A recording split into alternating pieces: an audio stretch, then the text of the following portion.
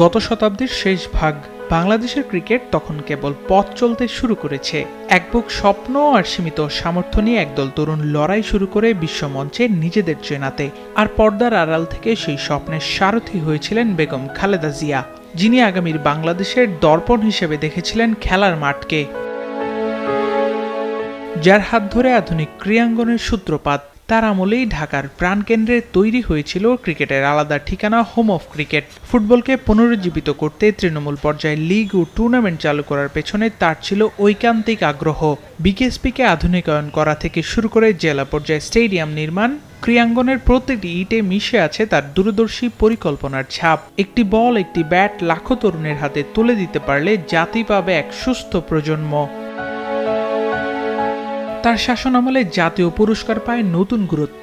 খেলোয়াড়রা অনুভব করেন রাষ্ট্র তাদের পাশে আছে, তাদের লড়াইয়ের মূল্য আছে। সেই সঙ্গে এই মহিষী নারীর কল্যাণে ক্রীড়াক্ষেত্রে একসময় নারীদের যে জড়তা ছিল তা ভাঙতে তিনি ছিলেন অগ্রগামী। নারী ক্রীড়াবিদদের পর্যাপ্ত সুযোগ আর সরকারের পৃষ্ঠপোষকতা দিয়ে তিনি বুঝিয়ে দিয়েছিলেন মাঠের লড়াইয়ে নারী পুরুষের কোনো ভেদাভেদ নেই।